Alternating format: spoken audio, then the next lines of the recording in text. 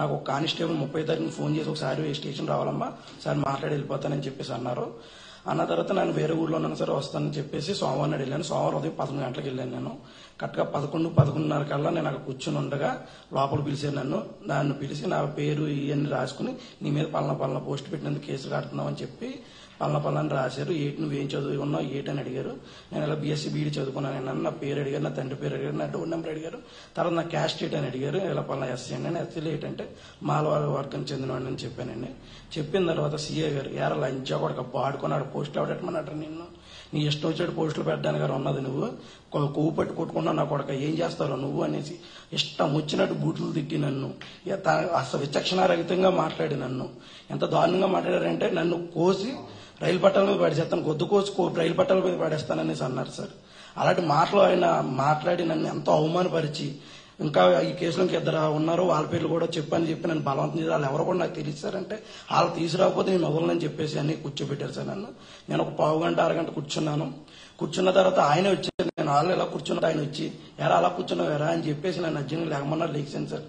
లెగిసిన వెంటనే షూ ఇప్పేసి అన్నారు sir. Shoe ఇప్పేసిన తర్వాత బట్టలు ఇప్పేసి లోపలేసి అన్నారు సార్. నన్ను ఆ మాట అనగానే అది నేను చదువుకున్నాను సార్, నేను ఎడ్యుకేట్, నేను అంతా తప్పు ఏం చేశాను ఇలా చెప్తాను, నాకే ఎదురుతామని చెప్తాను. పే కట్టుకున్నాను జైలు కేసు లోపల లాకప్ దగ్గరికి తోసి బట్టలు ఇప్పండి అనేసి అన్నారు సార్. అనేటప్పుడు కానిస్టేబుల్ వచ్చి నా షర్ట్ ఇప్పారు సార్. నా ప్యాంట్ ఇప్పుతుంటే నాకు డ్రాయర్ లేదు అనేసి అంటే ప్యాంట్ వదిలేశారు సార్. లోపలేసి తాళం వేసి నన్ను లోపల కూర్చోబెట్టారు సార్. కరెక్ట్గా 11:45 to 12 మధ్యలో 12 మధ్యలో కూర్చోబెడితే కరెక్ట్గా 1 గంట 12:55 కానీ 11:55 కానీ ఒక అతను టీడీపీకి సంబంధించిన ఆదిరెడ్డి వాసుగారితో తిరిగి అతను వచ్చి నన్ను చూసుకుని నవ్వుకుంటూ వెళ్ళారు సార్. అది చూశాను నేను ఎలా ఉన్నానో. నాకు కరెక్ట్గా 2 గంటల దాకా సాయంకాలం 5 దాకా నన్ను ఎవరు చూడడానికి రాలేదు, చేయడం రాలేదు, ఎవరికి తెలియదు. కనీసం ఇంటిమేషన్ నన్ను పోలీసుని తీసుకున్నట్టు కానీ ఎవరికి ఇంటిమేషన్ కానీ ఎవరికీ చెప్పలేదు. నాకు మధ్యాహ్నం 3 గంటలకు వేరే అతను అక్కడికి వస్తే ఆయనకి చెప్పాను ఇలా నన్ను ఎలా ఆపరేషన్ మా వాళ్ళకి ఇంటిమేషన్ ఇవ్వంటే ఆయన ఫోన్ చేస్తే ఈవినింగ్ 5 గంటలకు లాయర్ గారు వచ్చారు. లాయర్ గారు వచ్చి మాట్లాడిన కూడా 6 గంటల నుంచి 9 దాకా నన్ను వదలలేదు. లాయర్ గారు ఉన్నారు నాతో పాటు, లాయర్ గారు ఉన్నారు, ఆయన వదలలేదు. నన్ను బట్టలు ఇప్పేది కూర్చోబెట్టి పొద్దు నుంచి సాయంకాలం దాకా చాలా మంది కంప్లైంట్లు ఇచ్చి వాళ్ళు వచ్చారు, చాలా మంది లేడీస్ వచ్చారు, వాళ్ళందరూ వచ్చారు. 4 కానిస్టేబుల్ అయాల డ్యూటీలో ఉన్నారు. లేడీ కానిస్టేబుల్ మార్నింగ్ ఒక అతను, మధ్యాహ్నం 2 డ్యూటీ, సాయంకాలం ఒకరు, మొత్తం 4 కానిస్టేబుల్ ఉన్నారు. అది లేడీ కానిస్టేబుల్. వాళ్ళు ఎదురుకుండా నన్ను అర్ధనగ్నంగా బట్టలు ఇప్పేసి యాక్చువల్ ప్యాంట్ కూడా ఇప్పిద్దరు కానీ నేను డ్రాయర్ లేదన్న వాళ్ళు నన్ను వదిలేశారు. అక్కడ కూర్చోబెట్టి నన్ను అలా ఉంచోబెట్టి సాయంకాలం 9 దాకా అలా ఉంచారు నన్ను. తర్వాత వచ్చిన తర్వాత 9:18 నన్ను బయటికి రిలీజ్ చేశారు. బయటికి రిలీజ్ చేసి నన్ను మళ్ళీ స్టేట్మెంట్ అయ్యి రాసుకున్నారు. నాయి అలా రాసి దాని మీద సంతకం పెట్టమని అదే సార్. పైచార్జిక ఆనందంతో కూటమి ప్రభుత్వం గెలిచింది, వైఎస్ఆర్సీపీ ఓడిపోయిందని పైచార్జిక ఆనందంతో నాకు ఒక సైకో విధంగా నేను రాశానన్న టైప్లో నాకు పేపర్లో రాసి దాని మీద సంతకం పెట్టమని నన్ను బలవంతం చేశారు. అదే సార్ అలా రాశారు మ్యాటర్. ఇది నేను అలా చేయాలంటే ఇది నువ్వు చేసింది ఇదే వస్తుందని చెప్పి సంతకం పెట్టించుకున్నారు. పెట్టించుకున్న తర్వాత 41 నోటీస్ ఇచ్చారు, దాని మీద కూడా సంతకం పెట్టించుకున్నారు. ఈ 2 పట్టుకుని మళ్ళీ సీఏ దగ్గర తీసుకెళ్లారు నన్ను. సీఏ గారు రూమ్ లోకి వెళ్ళిన ఎరా ఏం చేస్తావు, ఏంటి నీకు పరిస్థితి ఏంటి, ఇంకోసారి పోస్ట్ పెడతావు అన్నారు. పెట్టిన సార్ నేను అడ్డంగా తల ఊపితే కొండపల్లి బొమ్మ అనుకున్నావు పెట్టరా నువ్వు, నీ ఇష్టం వచ్చాడు తల ఊపుతున్నావు, అలా ఊపుతున్నా నీ టైం బ్యాడ్గా ఉంది, నీకు ఏం చేస్తాను నీకే తెలియదు అనేది నేను బెదిరించేశారు. అలాగే సార్ అన్నాను సార్. ఇంకోసారి పోస్ట్ పెడతావు అన్నారు. నేను పెట్టనని అన్నాను. ఇంకోసారి కానీ నువ్వు పోస్ట్ పెడితే పేక తాడు కట్టి రాయి కట్టి గోదాట్లో పడిచేస్తాను నిన్ను, నీ టైం అసలు బాగాలేదు, నువ్వు ఇంకోసారి నా దృష్టిలో పని పడ్డావంటే శవం కూడా దొరకదు, గోదాట్లో పడిచేస్తే శవం కూడా దొరకకుండా చేసేస్తాను, ఏమనుకున్నావు నువ్వు, ఇంకోసారి నాకు కనబడకూడదని చెప్పి పంపించారు.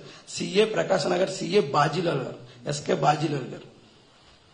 ఆయన ఇష్టం అన్పార్లమెంటరీ లాంగ్వేజ్. నేను ఒక ఎడ్యుకేటెడ్ పర్సన్ అని కూడా తెలిసి కూడా అన్పార్లమెంటరీ లాంగ్వేజ్ ఆయన ఇష్టం వచ్చినట్టు. మరి పోలీస్ సెక్షన్ లో వాళ్ళు చెప్పారు, మరి నాకేం తెలియదు.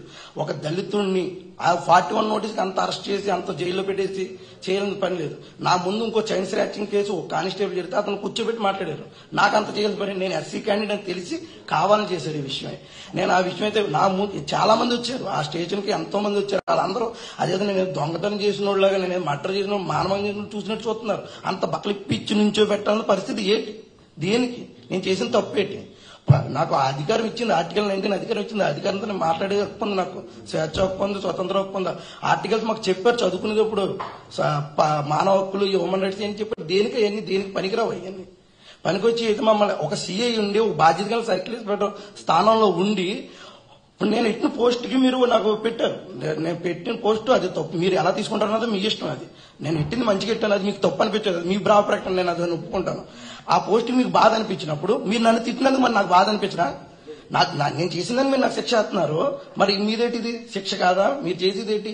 ఒక సుపీరియర్ ఆఫీసర్ అయ్యింది ఒక పర్సన్ తిట్టి నాకు ఈ విషయంలో నాకు న్యాయం చేయాలి.